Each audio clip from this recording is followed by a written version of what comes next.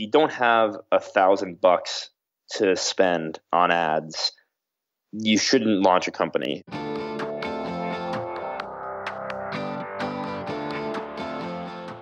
Hey, my name is Felix Tian. I'm the host of Shopify Masters, a weekly podcast powered by Shopify, the easiest way to sell online, in person, and anywhere in between. Each week, we invite entrepreneurs like you to share what they've learned growing successful e-commerce businesses.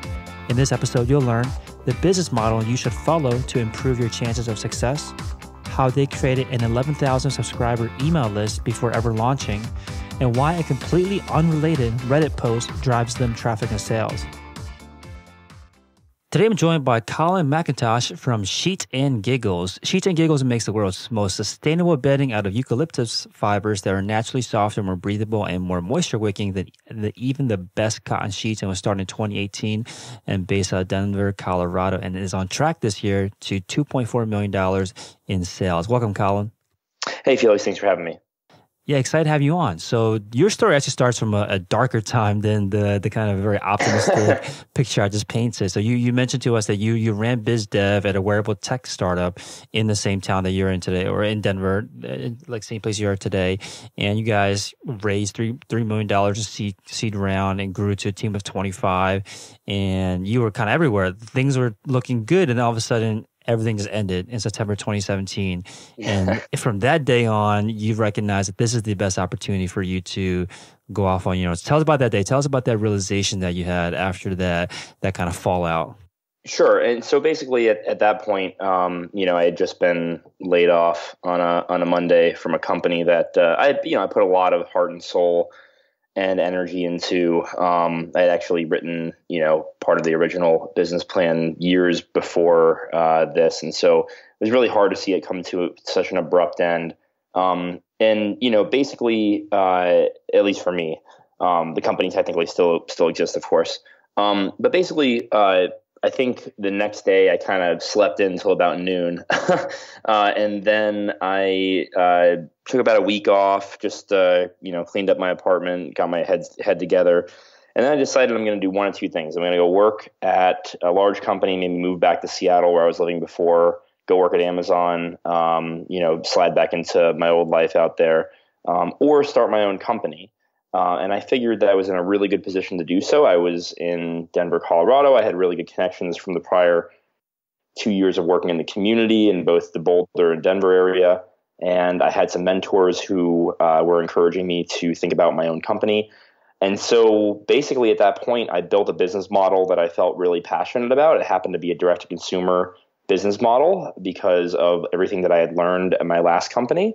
And I incorporated it in October 2017, and Sheets and Giggles was born. Awesome. I kind of like how you're kind of hinting at like a methodical process that you went through to come up with Sheets and Giggles. So you decided to start a company. Let's start off with, how did you figure out what you even wanted to build? Like what you even wanted to sell? Sure. So bottom line was, my last company, I had a physical product that I got really good at selling and distributing through retail, Amazon.com. And I had learned a ton over those couple of years running biz dev there.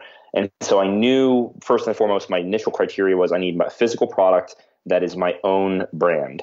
And from a high level, you're absolutely right, where I said I'm going to build a business model that's going to work for me, that I'm going to think I'm going to be best at the world at. And then I'm going to build and adapt a product to fit into that model, which is kind of the opposite of what most startup founders do, to be totally honest. Most people spend years of their life building a product that they're very, very passionate about, and then they try to go to market with it, and they find it very difficult to build a business model that's profitable, scalable, and sustainable around this product that they've been building for so many years. So I'm going to take a quick pause here. I want to ask this question. So if you build a business model, you can essentially plug more than one type of product, even more than one industry into it? You could, yeah. And if you think about it like this with Sheets and Giggles and bedding, right? My initial criteria was physical product, low complexity supply chain, massive commodities market, highly fragmented marketplace with no market leader that I had to chip away at, no brand differentiation or loyalty across the industry, and then something that was largely traditionally physical retail that I could help bring online with a direct-to-consumer model. And so I basically looked across, if I'm being totally honest, all of the websites that I owned, and I own sheetsgiggles.com because I buy domains whenever I think of a business idea, and I've thought of this maybe a year prior. And bedding fit the criteria almost perfectly. But that's not to say it's the only thing that did. It was just the one that I both had the model almost locked in perfectly and that I had a fantastic brand name for, where I felt I could really build a brand that was my own personality. Because I think a company's brand has to be the founder's personality and just zig where everybody else zags in this really boring old space. Got it. So let's talk about that list of criteria that you mentioned. So we'll kind of walk through. So the first thing you mentioned is that a large commodities market. What does that mean and why is that important? Well, so bedding is a $12 billion category in the U.S. alone, and home textiles, which includes towels and drapes and throw blankets, is about $22 billion, and it's growing about 10% year over year. And so there's been some noise in this space, but really it's a big, boring space. When you ask people where you buy your bedding, they normally say Bed Bath or Target or Amazon, and these are all retail brands that sell vendors. And so I really like the opportunity for, and when you think about other commodity spaces, it's really anything that is just mostly price sensitive, very little product differentiation, and that is a really massive everyday needs type category. And you can see there's examples of people who have done this in other spaces, right? Casper and other brands in the bedding and the mattress industry. You've got Native deodorant, Quip toothbrushes. And so I really love this model where you can take something that's an everyday item and you can differentiate meaningfully on the product side, which, our sheets are softer, more breathable, and more sustainable than cotton. The eucalyptus lyocell is absolutely incredible. And then you can differentiate meaningfully on your brand and customer service and customer experience. And then because you're not going into retail, you also have better or more competitive pricing. And so it's just really important in order to lock into why you're choosing the market that you're choosing. And it's got to be all about business model reasons, not necessarily product reasons, because I think a lot of people get hung up on that. Got it. So how do you know what you should be focusing on to differentiate on the product and on the brand? Like, is being different enough, or how do you know what you should be focusing your time, energy, your capital, your resources on to make better than what's already out there? That's a great question. I think to take it to a more tactical level, because I think a lot of people might be more interested in this on the strategic side. Basically, we were going to do a crowdfunding campaign. I always knew I wanted to do a crowdfunding campaign. I didn't want to raise venture capital right away. I knew the dangers of that. I knew the time commitment of that.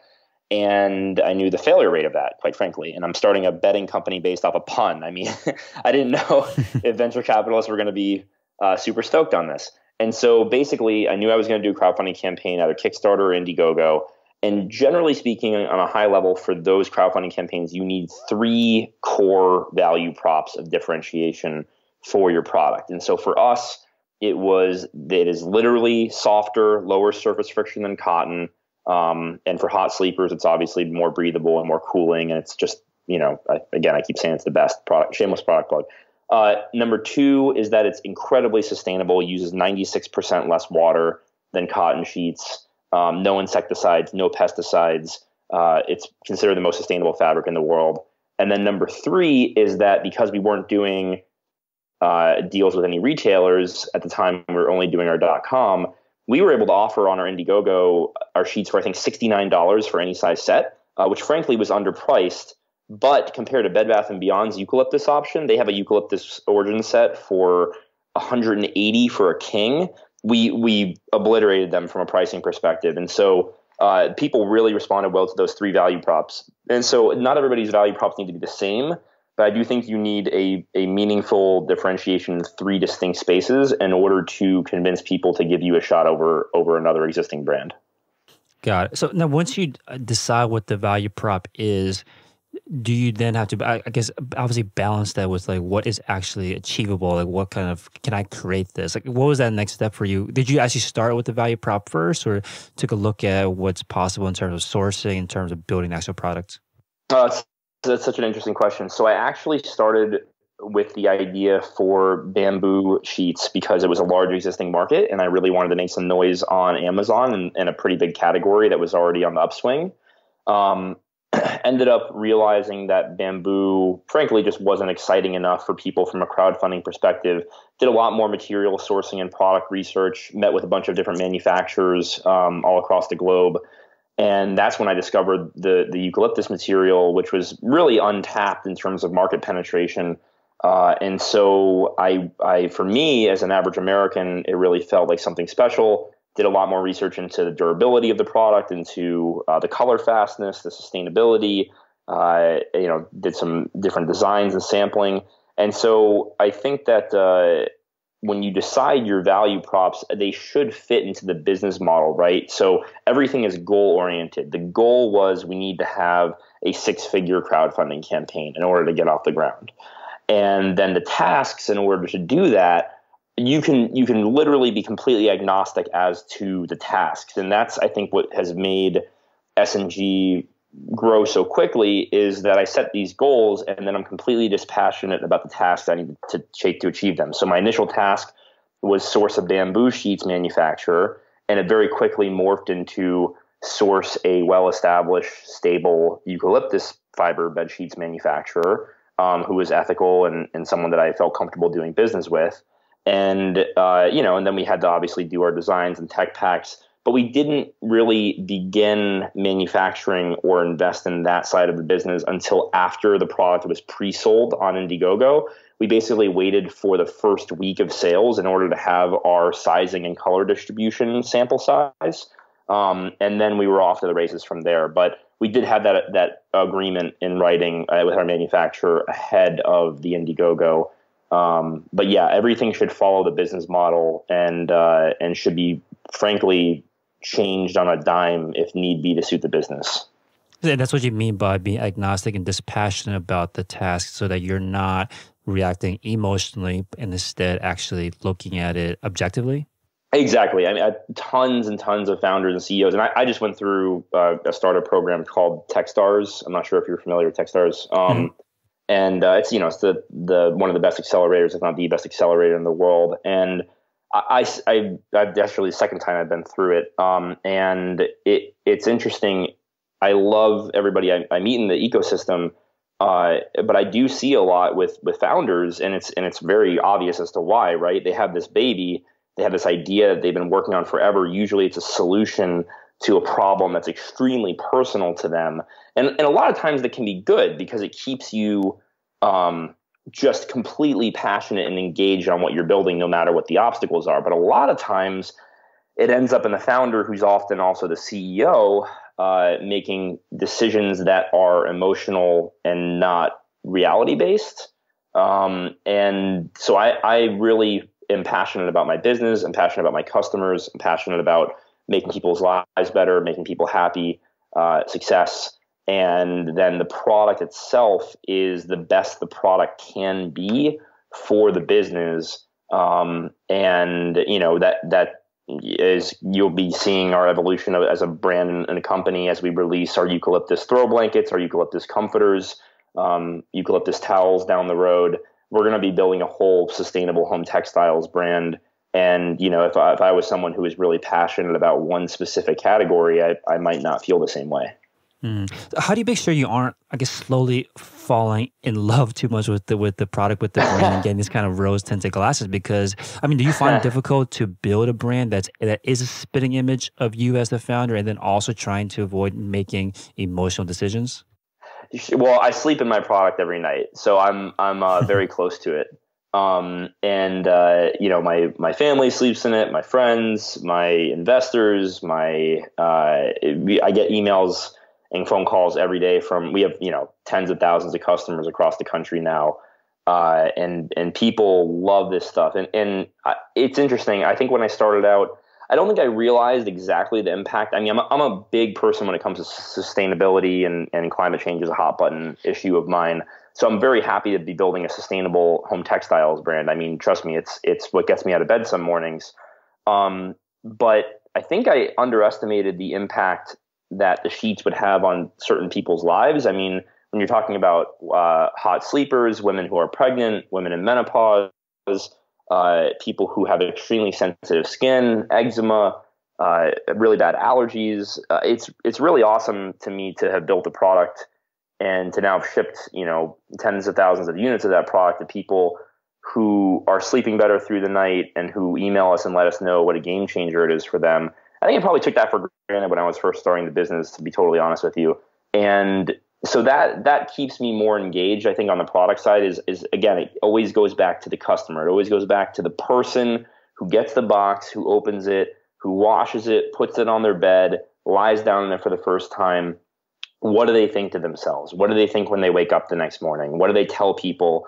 And what do they tell us? And I think that helps keep me grounded without me saying, okay, well, we're not going to change this because people love this, or we'll never change this because we've gotten good receptions. I'm always just thinking about continuous improvement on the product side. And it all goes back to feedback we get from our customers. We literally choose our colors based on customer surveys. We choose the size of our sheets based on customer surveys. We choose our next product lines based on customer surveys. We do everything according to what people tell us they want, because frankly, I think people are smart enough to tell us what they want.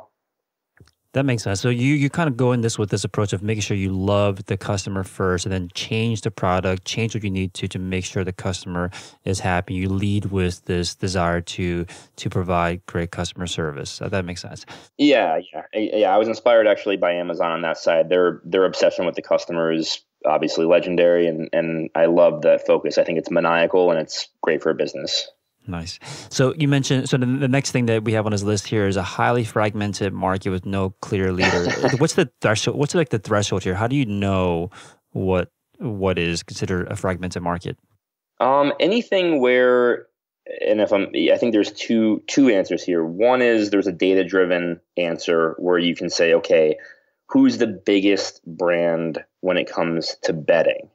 And if you look throughout the market and you see that there's, some folks who are doing $100 million in revenue, who are doing, $75 million in revenue, bunch of folks in that category, tons of people in the $10 to $50 million revenue range.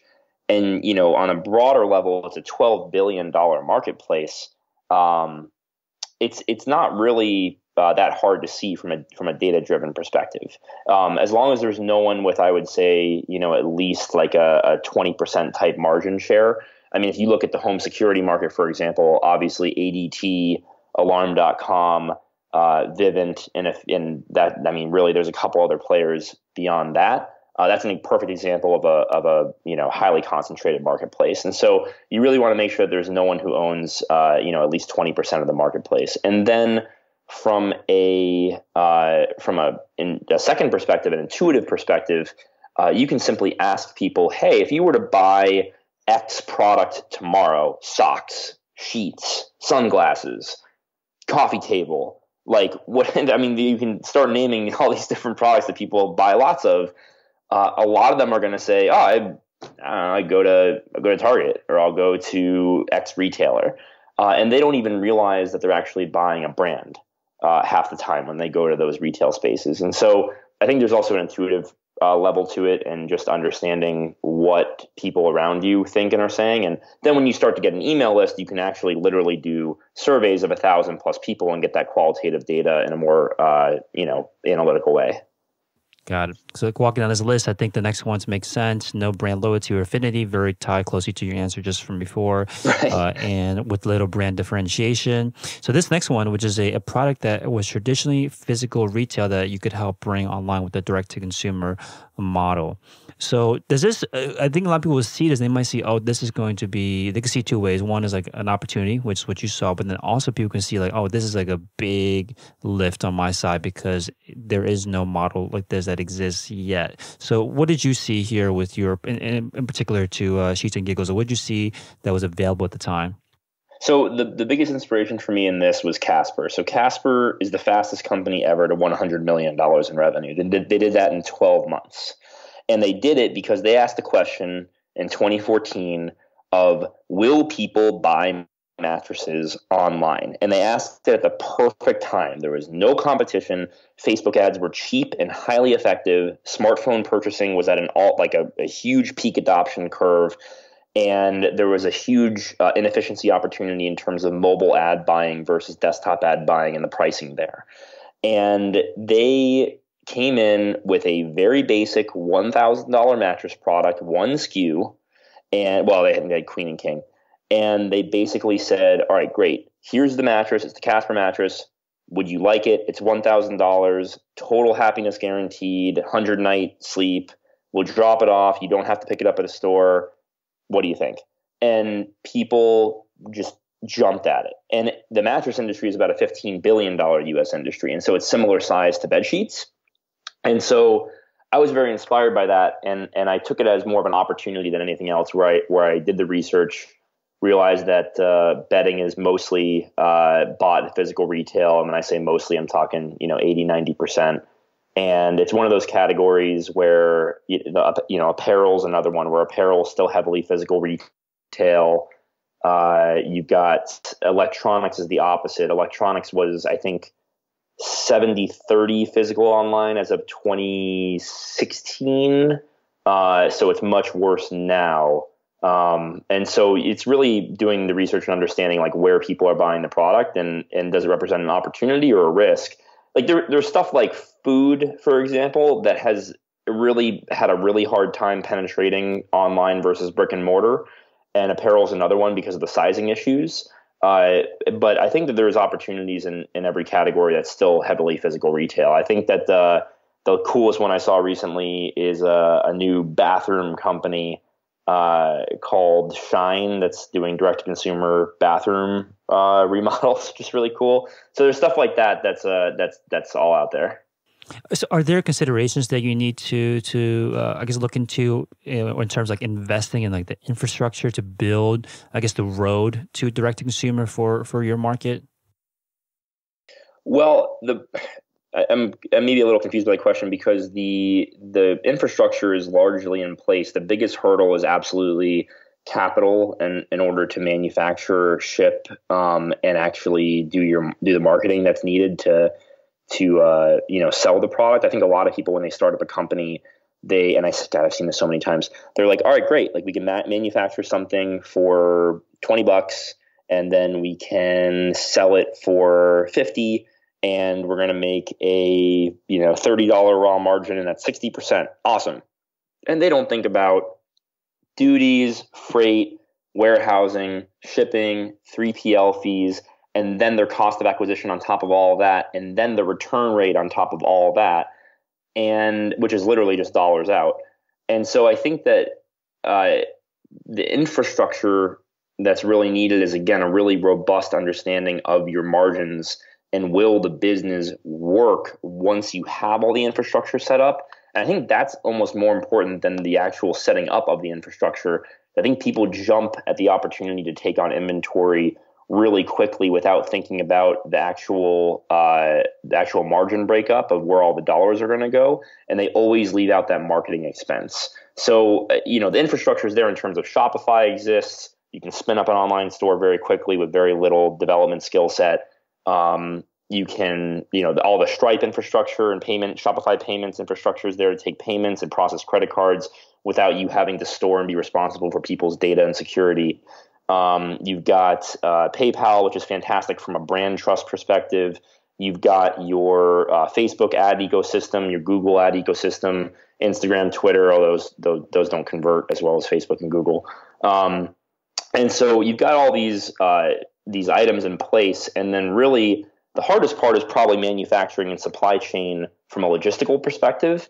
I think that's where a lot of people also don't understand is. Especially around the minimum order quantity issue. A lot of people say, oh yeah, well, actually I just did a startup competition where somebody said this, we will manufacture for $2 a piece, this piece of plastic, and we're going to start with our manufacturer. We're going to ask them to do a 1,000 unit run. So we'll have very little manufacturing startup costs. And I said, do you know what the minimum order quantity is for this piece of plastic?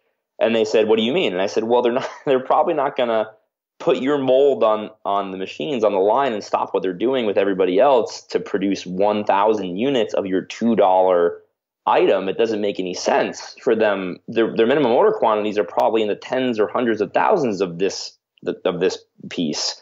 And they literally had no idea. They never asked that question. And so, a lot of people also don't understand the capital costs that are going to be needed in order to get something off the ground, especially in a commodity space where you really got to convince somebody to stop, the contract manufacturer to stop what they're doing and focus on your product and your design, and turn away some business for a certain period of time from their other customers. Got it. So yeah, that answered my question. So the next thing you said was about having a product that had a low complexity supply chain. And I think we're kind of touching on this right now. Why was that important for you? Well, I want to be super clear. Textiles is not as low complexity as I initially assumed. I've actually, in the last couple of years, have had a massive appreciation and much greater understanding. And I've got a huge knowledge base now when it comes to textile manufacturing. That being said, there's no Bluetooth component. There's no firmware. There's no software engineers on staff. There's no app development. And that's what I mean by that is most startups, they are going to build something like an IoT product that will help you sleep, or a new connected toy that every kid's going to love and is going to be on the front shelf of every Target store. And that type of startup cost is astronomical compared to something that has maybe only a couple components. And while the bedding, textile space in general is complex, especially when it comes to selecting your SKUs and making sure that you're not overdoing it on different combos of sizing and colors and patterns. Really, the two components, right, are the fabric and the elastic when it comes to our sheets. And you've got the thread and the sewing, and there is a process to it. It does take time, and you do have to have the initial fiber production in order to create the fabric. But it is not a connected IoT product that requires millions of dollars to get off the ground. Hey, real quick, if you're enjoying the show, please leave us a review on iTunes and let us know what you think or what you'd like to hear more of. Now, let's get back to the interview. Got it. So if someone out there is listening to this, here's a list of criteria, and they want to guarantee their business success, is there any reason why someone would not want to follow this model, or why someone should not, rather? Well, I mean, it's hard. I mean, there's nothing. It's like no one ever starts a company without optimism. I think all founders are a little delusional, and that's a good thing. That's actually something that Techstars tells us on day one: is you're all deluded. And I love that. And I went into this from a really emotional, difficult place in my life where I was very upset. My last company ended with my time there. And I think that if I had been in a slightly better place, I don't know if I would have gone headfirst into my own brand. I might have taken some time to work at a larger company, get a little bit more money in my bank account. I worked for free for myself for 15 months. Not everybody can do that. I didn't pay myself until February of this year. And so I think a lot of people who are trying to start a company need to ask themselves, have they done the prerequisite pain of maybe learning or failing or trying something else, potentially at somebody else's company? I think they need to ask themselves, can I live off of very little or nothing for an extended period of time? I'm talking 12 months. And they also need to ask themselves what the goal is of the company. For me, the goal initially was to build a lifestyle company that I could live off of and be financially independent off of. That's what I wanted to do. And I wanted to do that in order to open myself up to other possibilities in my life and have a little bit more flexibility to see my family. I had a new nephew at the time. Now I have a new niece, 2 weeks old as of today, which is awesome.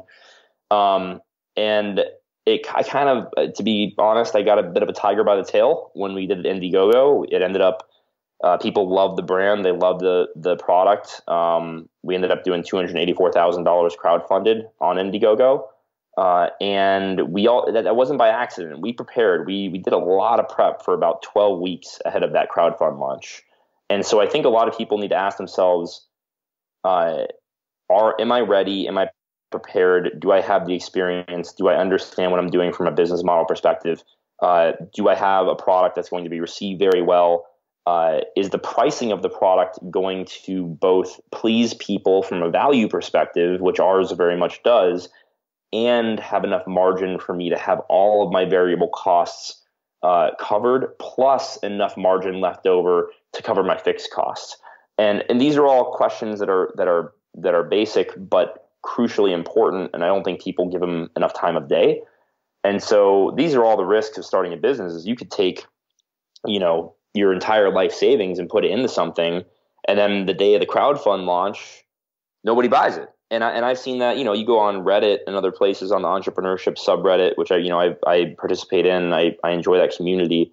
You see tons of people with that story, and so you just got to be really careful about being very methodical as you're getting going, and being very honest with yourself about what your capabilities are, what they aren't.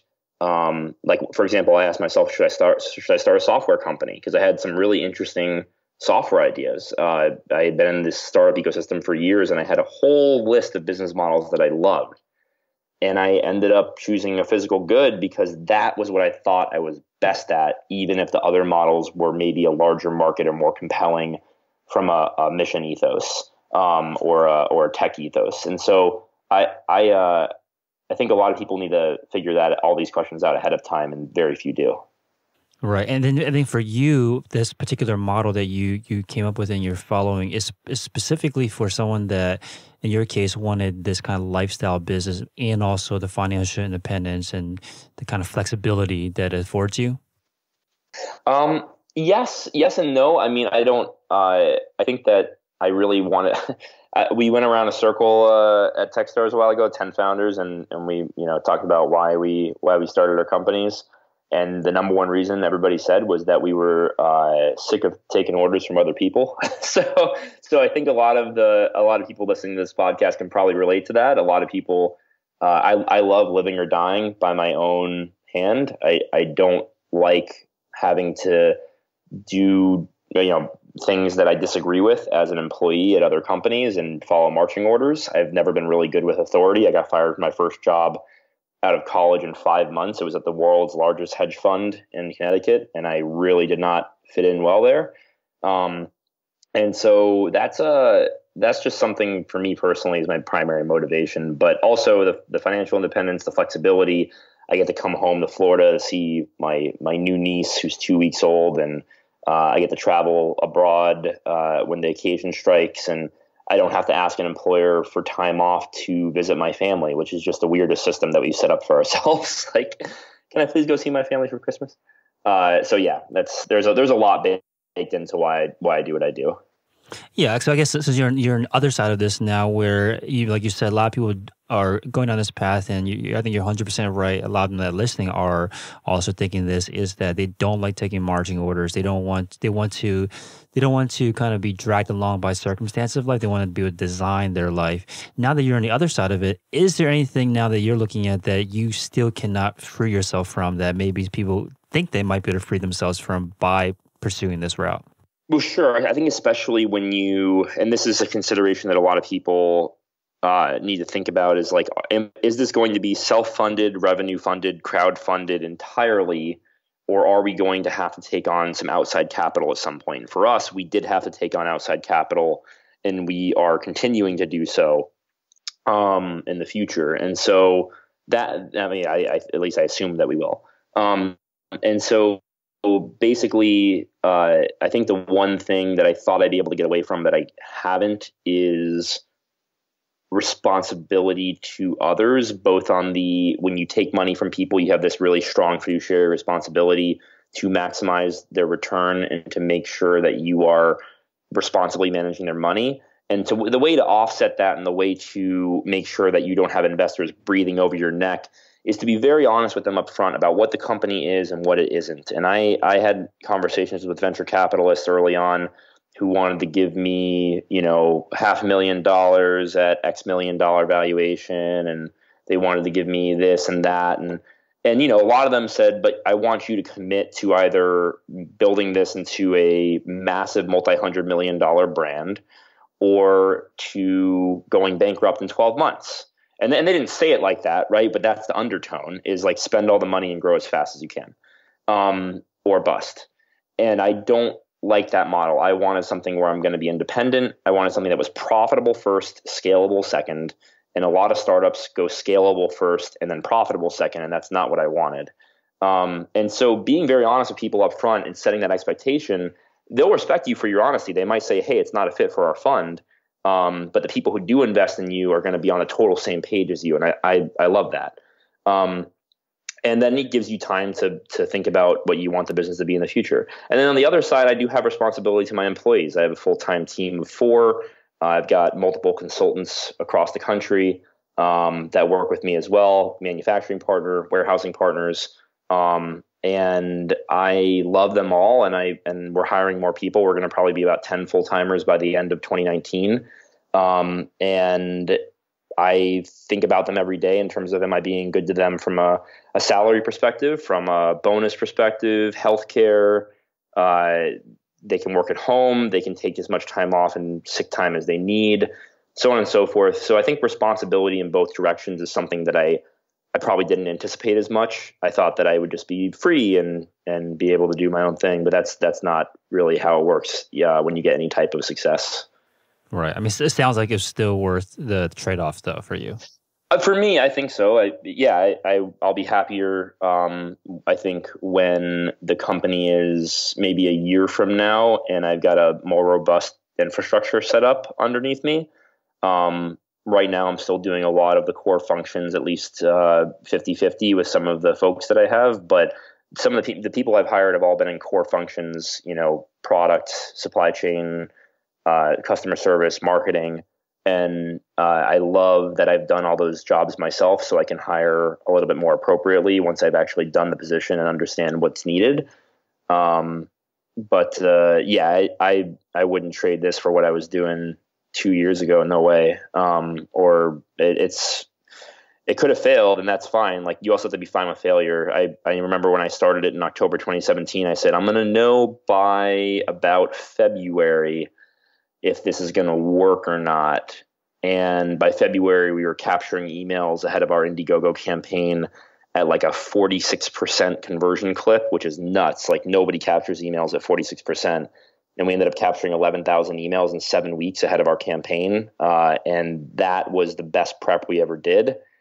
And so that was when I knew in like February, March 2018 that we've got something pretty special here.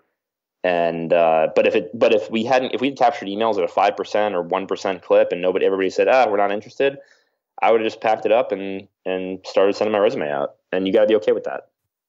Right. So this was part of that 12 weeks of prep before Indiegogo. What were you guys doing to get 11,000 emails so quickly? So on a high level, basically you have to think about a crowdfunding campaign as whatever your goal is. And by goal, I mean internal goal. Your external goal should be different than your internal goal. So our internal goal was 100,000. External on the Indiegogo was 50,000. The reason being is because the platforms have algorithms that reward campaigns that fully fund on their first day. And we wanted to have a goal that we thought we could hit on our first couple days, which is, an interesting way for them to set it up, but it is what it is. And so we wanted to do $100,000. Generally speaking, for your first 3 days of crowdfund and your first 72 hours, you want to get 30% of your goal. So we needed $30,000 in our first 3 days. If our average order value was going to be $100, right, $70 item price multiplied by 1.5 items per order, then that means that we needed to get 300 customers in our first 3 days. What that meant is that, generally speaking, an email list converts at about 3%. If you have people that are engaged. And so if we wanted 300 customers in our first 3 days and we knew all of them were going to come from our email list or most of them, that meant we had to get 10,000 emails period in order to guarantee ourselves 300 customers in our first 72 hours. And so that's exactly what we did. And so we basically, from a tactical level, that from a overarching level, that became our goal, 10,000 emails by May 1st, by launch day last year. And So from a tactical level, we basically set up about 12 different landing pages on using Kickoff Labs, which is a great piece of software. We had that hooked into our Shopify, obviously, and our MailChimp to capture emails. And we had, 12 different landing pages with different headers, H1s, different images, different calls to action. And then we did about 50 different Facebook ad variants targeting lookalike audiences of other crowdfunding campaigns. We got those lookalike audiences because we worked with a marketing agency that I actually trust with my life in this space, in the crowdfunding space.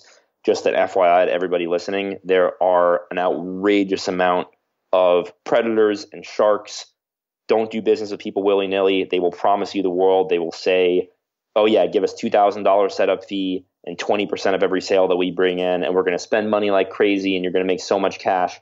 What they'll do is they'll take your $2,000 setup fee, they'll spend $800 on ads, and they will come back to you and they will say, sorry, the ad didn't convert like we were hoping them to. We can't just allocate money to campaigns that aren't converting, so good luck. And then they will take your money in peace. And you'll be lucky if it's only $2,000. A lot of them charge $5,000 for a setup. And so basically, I found an agency through referrals that I felt really passionately about. They're actually still my agency of record. Can you say that the agency? Yeah, sure. It's Russell Marketing. And I think the website's like russellmarketing.co. Will Russell is the CEO there. Great guy. Good friend of mine now. Been working together for over a year now. It's crazy to think about. And, Will and the Russell marketing team, they flew out to Boulder. They helped me identify if this was going to be a big enough opportunity or not for them. I would highly recommend working with them over other agencies that I spoke with. And I spoke with pretty much every major agency in the crowdfunding space. And basically we were honed in on the same goal, which was 10,000 emails. We knew why we had to get it. And we worked together I did all the content, all the copywriting, all the photography, videography. I had friends that could help with everything. Still had to pay them, but it's nice to know people who can help with video and photo. And then Will and I set up all the landing pages and all the software together. And I built our Shopify site from the ground up. And we ended up optimizing everything. We ended up having about 4 different landing pages for 2 or 3 core ad sets that were converting super, super well. Like I said, about 46%, which is nuts. Anything over 10% is great. 20% is epic. And so we were thrilled and just almost couldn't believe it when we saw what was happening with our email capture rates. So you were setting up these different ads and driving to different landing pages, and it sounds like could get a pretty complex like matrix of combinations. Like, how did you decide what was worth testing? Well, you basically just want to A/B test several different core things, right? You want to test images, you want to test H1 text, you want to test H2, and then you want to test your call to action and placements of the call to action and where the button is. And you could test the color and stuff like that, but we were purple, so we were always going to have purple buttons. That's always the funniest A/B testing case study that people always cite is like, did you test the color like blue or green or red? But like it's a button. And so, but the really interesting thing is understanding where your traffic's coming from. So for us, we're running Facebook ads. Everybody in 2018 and now in 2019 interacts with Facebook on their phone. So 70% of our visitors coming from mobile. And so 70% of your visitors are coming from mobile. You don't give a damn what the desktop version looks like. You only care what the mobile version looks like. And the desktop version can basically, do what it needs to do. And so we really optimize our landing pages for mobile visitors. We were, maniacal about and obsessive about what people saw the moment they hit the page. They needed to see an incredibly clear, concise value prop, an image that gets the entire brand across and intuitively tells them what we're selling in one image, and then a very concise H2 that describes the product, and then a button all above the fold so they don't have to scroll down whatsoever for them to give us their email. And that was core to what we did. And we tested a bunch of different stuff, and we got that conversion rate up from, I think it was like 30% first week, 38, 39, all the way up to the mid 40s. And so that was just constantly optimizing. And then once we were about there, we didn't touch anything because we were afraid of breaking anything.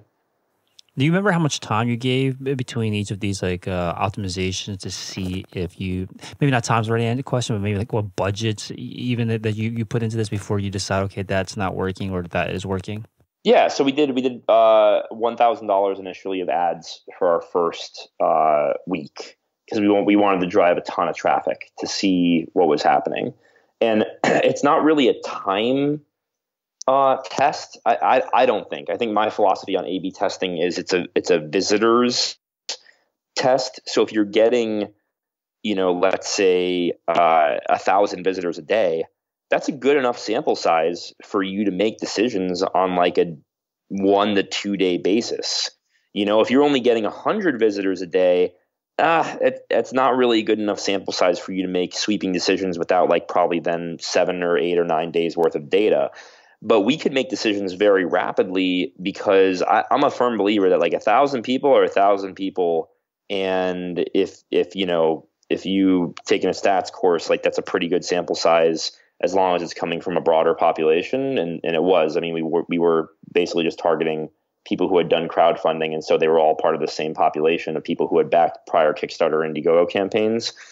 And so we made these decisions within a day or two because we were getting so many visitors to the page. And that's the best way to do it, is just get a mess of people in and make calls quickly. You got to be intuitive with this stuff. I think that's a good point. The common approach that you hear out there is to scale your ads up very slowly. But I think when you're starting out, you just kind of have to pay to learn. You have to pay for this data. And you're saying don't dabble with advertising. Like get as many people in as possible. So you shorten that iteration, shorten those cycles between what you're learning. And for you guys, $1,000 a week, it's a lot of people hear that like, wow, that's like way too much money to be spending on ads at once. But you guys learn very quickly if you guys had a product that was desirable or not. And then just knowing that, you can move forward with confidence. Exactly. And I'll say two things on this because I know we're coming close, I think, to the end of the podcast more or less. So I'm a talkative guy. Number one is that if you don't have $1,000 to spend on ads, you shouldn't launch a company. Like if you don't if period. Whether that money is yours or an angel round, friends and family, a loan, like whatever. If you don't have $1,000, $1,000 on ads sounds like a lot to you. You might not be at the right time in your life to start a company. And that's totally fine. It is what it is. And then number two is I think that I see a lot of people make common mistakes on Facebook and other advertising channels where they're spending money, but they're not being targeted in who they're spending. They're not testing different content to see what works. And then this is the weirdest mistake that I see. The weirdest mistake. People don't respond to the comments on their ads. And I don't understand what people are thinking when they don't do that. If somebody has taken the time on their Facebook feed to stop, click comment on a freaking ad, which we all hate ads, and ask a question or say something, the brand needs to engage with that person. They need to respond. And frankly, they need to respond within 20 minutes. Otherwise, you lose them. And so I've got, the Facebook Pages Manager on my phone. I've got, my whole team. We're always clued into Facebook.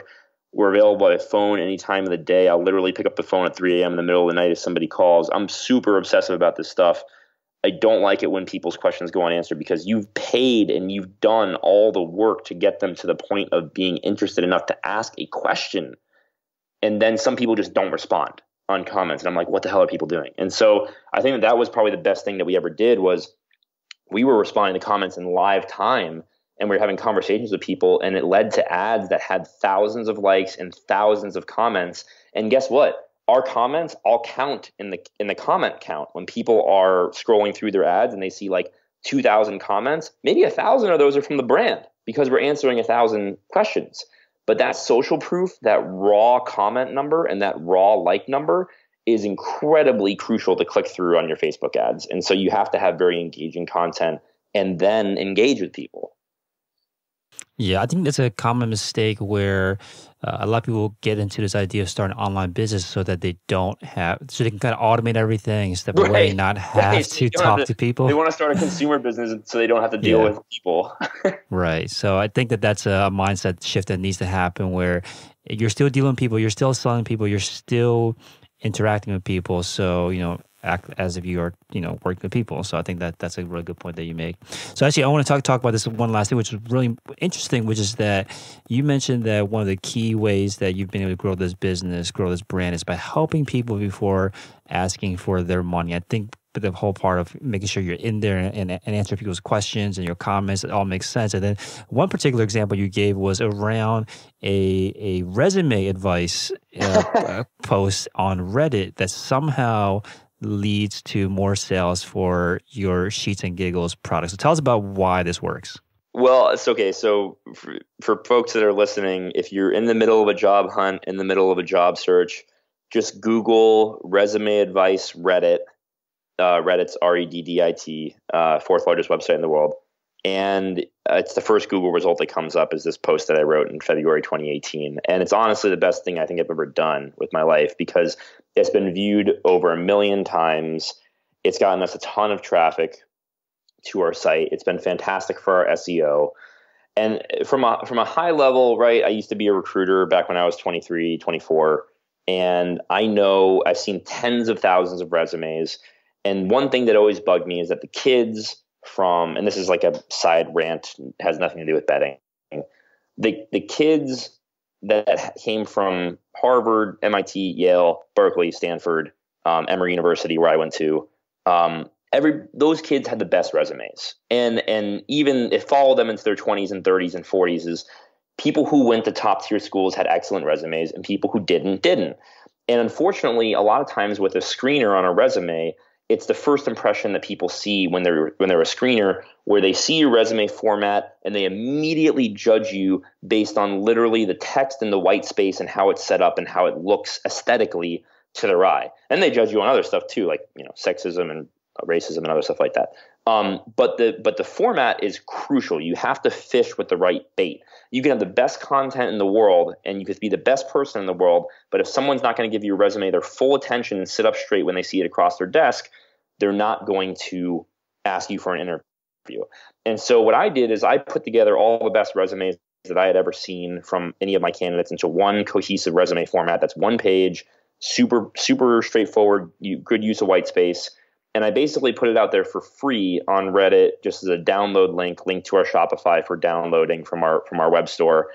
And I was floored by the response. It became a top upvoted post of all time on the job subreddit. Did not expect that.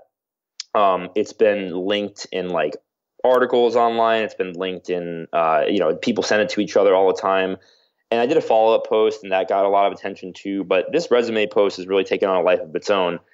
And so from a high level, I believe in like helping other people before you help yourself. And like, there's like a lot of belief in good karma around that. And so I wanted to write this post basically because I thought to myself, one is I've got this resume format that I really want to share with people and I love helping people with their job hunts. And this is a good way for me to help a lot of people at once. Cause on Reddit, people ask me a lot for like resume advice. And I decided to make this one big post about it instead of responding to people individually. And then two is from a business standpoint for us, we're a commodities product. And so we really just need brand impressions. And we need people to see us on Reddit, to see us on Jiffy, to see us on Facebook, to see us on their podcasts. And over time, when the next time they buy bedding, they might think of Sheets and Giggles. And for a lot of people that, frankly, we helped out with their job hunt, I've gotten emails from hundreds of people who told me that they got their new job straight up because of their resume change where they hadn't gotten an interview for months. And that and then they say, and to celebrate my new job and my new paycheck, I bought your bed sheets. Wow. That to me is the coolest, it makes me feel this unbelievable connection with my customers and the community around Sheets and Giggles. And like, it almost makes me tear up a little bit, honest to God, because like, I remember when I was a recruiter, I used to have people email me and call me and ask me like, please, I need a job, my family, like I need healthcare, I need money for my kids, like it broke me when I was a recruiter. And so to be able to have that impact on people while I'm starting a freaking bedding company, and to have that like very personal connection with my customers and a lot of them, I don't know, it's very special to me. And I think that people remember that and they share it on Reddit and they talk about S&G in a really positive way. And, it has nothing to do with bedding, but I think it has a lot to do with like the brand and the company that we want to build. We even have a little blog post about it where it's like, why is a bedding company talking about resumes? Oh, I'm sorry. Did you want to read about thread counts for the 1,000th time? Like, go Google other bedding content. Like, that's boring. Here's something interesting. And so that's the brand that I want to build. It's a little zany, a little off the wall, very helpful. And just that does a lot of good in the world. And that comes down to everything that we do. We plant trees for every order. We donate a lot of sheets to homeless shelters. And we save a lot of water and a lot of pesticides and insecticides, and we have fun doing it. So thank you so much for your time, Colin. Sheetsgiggles.com is a website. Again, thank you so much for coming on, sharing your experience. Thanks for tuning in to another episode of Shopify Masters, the e-commerce podcast for ambitious entrepreneurs powered by Shopify. To get your exclusive 30-day extended trial, visit shopify.com/masters.